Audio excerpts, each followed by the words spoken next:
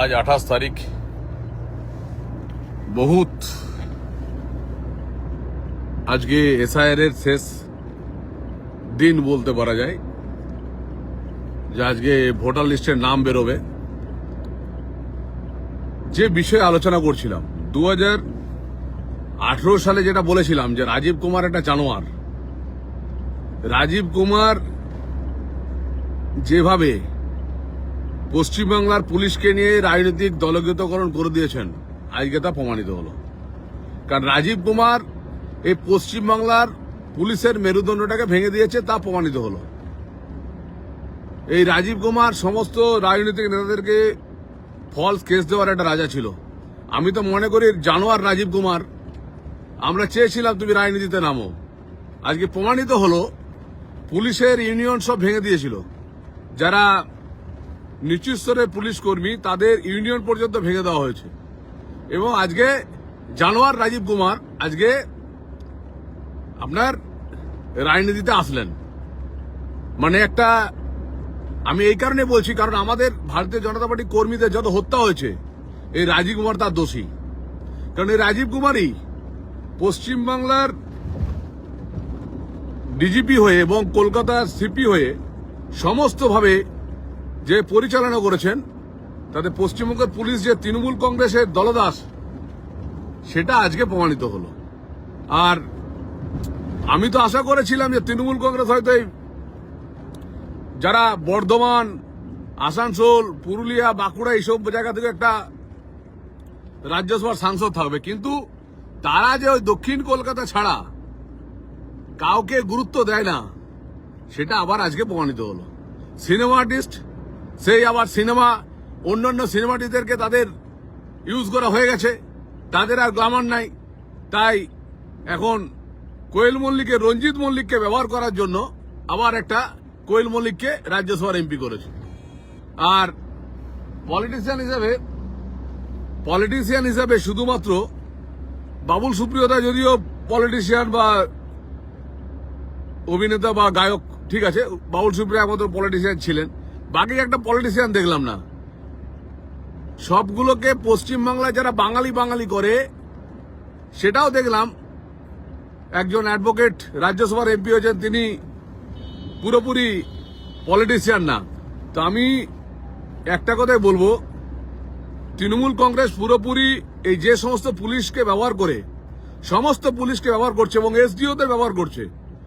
আর সমস্ত পশ্চিমবাংলায় আমার ইলেকশন কমিশনের কাছে আমার অনুরোধ থাকবে, এই যে এসডিওরা হচ্ছে এই যে ভোটের কারচুপি বা ভোটে যারা কাউন্টিংয়ে গোলমাল, এটা সমস্ত ডিএমরা তো নির্দেশ দেয়। ডিএমদের তো আইএস লবি ব্যাপার আলাদা, তাদের মধ্যে অনেক ধান্দাবাজ ছিলেন, যেমন আলাপন বন্দ্যোপাধ্যায় একটা ধান্দাবাজ। তাদের বর্ধমান বাড়ি হলেও কি হবে, আমাদের এই এলাকার মানুষের বাড়ি হলেও কি হবে, তিনি একটা মহা ধান্দাবাজ লোক। তার পরিবারের সবাই ইউনিভার্সিটিতে চাকরি পায়, বড় বড় জায়গায় পোস্ট পায়। আজকে যে জায়গাটা দাঁড়িয়ে রাজীব কুমারও বহিরাগত। রাজীব কুমার একটা দালাল ছাড়া, একটা দালাল, একটা জানোয়ার আমি মনে করি। কারণ হচ্ছে আমাদের উপরে যেভাবে ফলস কেস দেওয়া হয়েছে, আমি চাই যে এবার পুলিশ অন্তত নিচু স্তরে পুলিশরা বুঝুন, নিজের ধান্দা আখেরি গোছার জন্য তিনি সবাইকে আপনাদেরকে বলে দিয়েছেন। আপনাদের পুলিশ কর্মী যে ইউনিয়ন ছিল সেই ইউনিয়নটাকে পর্যন্ত ভেঙেছেন। আমার পুলিশ কর্মীদের কাছে আমার অনুরোধ, এই যে ভণ্ড, এদের কথা বিশ্বাস করে ভোটের সময় কিছু করবেন না।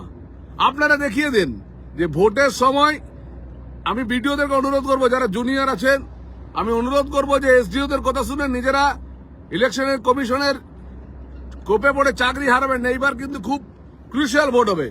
যুবরা যারা লাইনে দাঁড়াচ্ছেন তাদের বুকের বেদনা কথা আমি জানি। আমি অনেককে পাঠিয়েছি যে ভাই লাইনে যাও, দেখো কি বলছে। প্রত্যেকটা যুব বুকে ব্যথা নিয়ে ওই লাইন থেকে আসছেন। কোন যুব ছেলেরা না আসলে তাদের মা বাবারা যাচ্ছেন। সত্যি তো পশ্চিমবাংলায় প্রায় আজকে কোটির উপরে বেকার ছাড়িয়ে গেল। দেখুন, তারা লাইনে যাচ্ছে, তাদের প্রতি আমার কোনো আক্ষেপ নেই, কারণ সত্যি সরকার যদি দেয় তারা নেবেন না কেন। কিন্তু যে জায়গায় দাঁড়িয়ে যে ছেলেরা চাকরির ফর্ম তুলতো, যে ছেলেরা চাকরিতে লাইন দিত, পুলিশে লাইন দিত, পুলিশের চাকরি পেত, আর্মির চাকরি পেত, তারা আজকে প্রত্যেকেই বুকে ব্যথা নিয়ে যাচ্ছে। কোথায় 1 লাখের উপরে বেতন হবে মাসে, সেখানে 1,500 টাকায় মমতা বন্দ্যোপাধ্যায় শান্ত করছেন। আমি যুবকদেরকে বলবো এই সরকারকে হাঁটান। দেখুন, এই লড়াইটা আমরা শুধু ভারতীয় জনতা পার্টির একার লড়াই নয়, এই লড়াইটা পশ্চিমবাংলার প্রত্যেকটা যুবকের লড়াই, আজকে প্রত্যেকটা মহিলার লড়াই। মা বোনেদেরকে বলবো নিশ্চয়ই লক্ষ্মী ভান্ডার নিশ্চয়ই নেবেন, আমরা আরো বেশি আমরা দেওয়ার চেষ্টা করবো, 3,000 টাকা দেবো, কিন্তু এটা নিশ্চিতভাবে আপনার মেয়ের সম্মানহানি যাতে না হয়। আপনার মেয়েকে ভবিষ্যতে বোরখা পড়তে হতে পারে। মুসলিমদের তো শুধুমাত্র মমতা বন্দ্যোপাধ্যায় ব্যবহার করছেন, যতজনকে মুসলিমকে ব্যবহার করেছেন প্রত্যেকটা মুসলিমদেরকে বিপদে ফেলেছেন। শুধু ফিরহাদ হাকিমকে ভয় করে, তাই ফিরহাদ হাকিম ঘরের কাছে ভয় করে বলে ফিরহাদ হাকিমের কথা শোনে। হুমায়ুন কবিরকে ধরেই মুর্শিদাবাদে তৃণমূল কংগ্রেসের লাইন আপ করেছিল। আজকে প্রত্যেক জায়গায় মুসলিম যারা বলছেন, মুসলিম ভাইদেরকে বলবো, ভাই তোমাদেরকে মারছে, তোমাদেরকে মরছে তোমাদের, মারছে তোমাদের, আর আমাদের পেছনে লেলিয়ে দিচ্ছে যে বিজেপি কর্মীদেরকে মারো। বিজেপি কর্মী তোমাদের কোনো ক্ষতি করেনি। কেন্দ্রীয় সরকারের নরেন্দ্র মোদী সমস্ত যোজনা যত পাঠায় সেগুলো সবই কিন্তু তোমরাও পাও, আমরাও পাই। তো আমার একটা জায়গায় দাঁড়িয়ে শুধু বলবো, অন্তত তৃণমূল কংগ্রেসকে সাপোর্ট করবেন না। সিপিএম এর কিছু লোক আছে যারা তৃণমূল কংগ্রেসকে চাটতে তৃণমূল কংগ্রেসকে তারা তৃণমূলের মানে অন্নপ্রাশন ভাগ ভোটটা পর্যন্ত খায়। মানে কি বলবো, তারা একটু তৃণমূলের প্রসাদ না পেলে তাদের চলে না। আমার সমস্ত পশ্চিমবঙ্গবাসীর কাছে অনুরোধ, এই রাজ্যসভাতে একটা খুব পরিষ্কার হয়ে গেল যে জানোয়ার রাজীব কুমারকে জানোয়ার বলবো আমি ওকে, কারণ হচ্ছে আমি জানি ওটা একটা জানোয়ার। আমার বিরুদ্ধে ফলস কেস দিয়েছিল, সেই কেসে আমরা মুক্ত পেয়েছি, এবং মুক্ত শুধু না খালাস হয়েছি, কিন্তু তার জন্য আমি জানোয়ার ছাড়া কিছু বলবো না। আমি চাই পলিটিক্যাল ময়দানে রাজীব কুমারকে। এবং আমাদের যেভাবে এই টোটাল বর্ধমান থেকে শুরু করে রাঢ় বাংলা, বীরভূম, প্রত্যেক জায়গাতেই দেখুন, অনুব্রত মন্ডলকে ইউজ করেছে, ছুড়ে ফেলে দেবে। কাজল শেখ দুদিন পরে মার্ডার কেসে ফাঁসবে, ওকেও ব্যবহার করবে, ছুড়ে ফেলে দেবে। ওয়েট করুন শুধু। মমতা বন্দ্যোপাধ্যায় সবাইকে ব্যবহার করে ছুড়ে ফেলে দিচ্ছে। আমি তো সেই ভাবলাম অভিষেক বন্দ্যোপাধ্যায় এত ভালো মানুষ হলেন, রঞ্জিত মল্লিকের কাছে গেলেন, তারপরে আজকে কালকে বুঝলাম যে ওটা তো একটা পলিটিক্সের ধান্দার। রঞ্জিত মল্লিকের ব্যবহার করতে হবে। এখন তার এই যে যারা ফুলটসিরা নাচানাচি করছিল তাদেরকে ব্যবহার করা হয়ে গেছে, মানুষ আর দিচ্ছে না, তার জন্য রঞ্জিত মল্লিককে ব্যবহার করতে হবে। তাহলে কোয়েল মল্লিককে দিয়ে দাও, যার সঙ্গে কুন্তল ঘোষেরও জড়িত ছিল।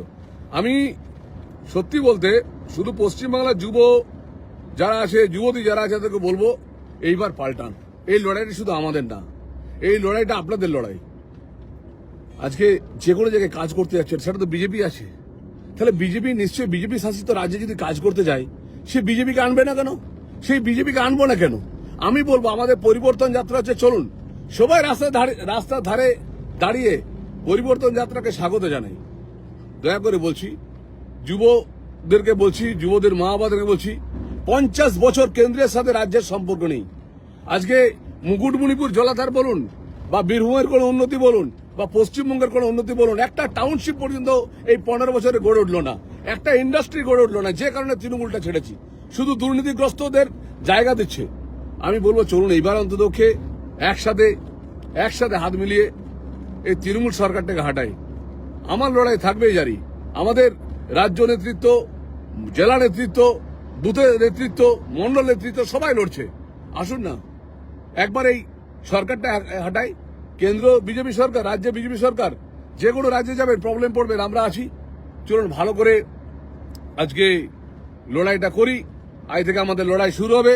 আর মুসলিম ভাইদেরকে বলবো, আপনাদেরকে যতবার বলেছে দেখে নেব, কোনোটাই দেখতে পারেনি। ওয়াকফ বিল দেখতে পারেনি, বলেছে আপনাদের এসআই নিয়ে কোনো প্রবলেম নেই, আমি তো আছি। অভিনয়, শুধু অভিনয় করে করে মুসলিম সমাজকে ব্যবহার করছে মমতা বন্দ্যোপাধ্যায়। এই মুসলিম সমাজকে একদিন বলতে হবে যে আজকে মমতা বন্দ্যোপাধ্যায় কত ক্ষতি করে গেল আপনাদের। যারা ইমাম সাহেবদেরকে তাদের মেরুদণ্ডটাকে ভেঙে দিয়েছে, আমি ইমাম সাহেবদেরকে বলবো আপনারা আর এই শুক্রবার দিন তৃণমূলকে ভোট দিতে বলবেন না। কারণ আপনারা যেভাবে সবার মেরুদণ্ডটা ভেঙে দিয়েছে, শিক্ষার উন্নতি করার জন্য চেষ্টা করুন। যে কোনো সমাজের যদি উন্নতি করতে হয় তাহলে শিক্ষার উন্নতি করতে হবে। মমতা বন্দ্যোপাধ্যায় তৃণমূল কংগ্রেস শিক্ষার অবনতিটা করে দিয়েছে, শিক্ষার অবনতি করে রাস্তায় দাঁড় করিয়ে দিয়েছে। আমরা প্রতিদিন ছুটছি। আমি চাই পশ্চিমবঙ্গবাসী আপনারা ছুটুন, আপনারা নিশ্চিন্ত থাকুন। মোদিজিকে গোটা বিশ্বে যখন ভরসা করছে, আমরা যখন সমস্ত রকম ডেভেলপমেন্ট করছি, হাইওয়ের উপর দিয়ে যাচ্ছি, আজকে 2 ঘন্টায় দুর্গাপুর থেকে কলকাতা পৌঁছে যাচ্ছে কেন্দ্রীয় সরকারের ন্যাশনাল হাইওয়েতে। আমি তাই বলবো, চলুন ভালো থাকুন। আরে জানোয়ার রাজীব কুমার, দেখা হবে পলিটিক্সে, অনেকদিন বাকি ছিল, আমার বয়সটাও কম, আপনার যত দুর্নীতি আছে একদিন দেখে ছাড়বো, এটা বলে রাখলাম। ভালো থাকবেন। জয় শ্রীরাম, ভারত মাতা কি জয়, ভারতীয় জনতা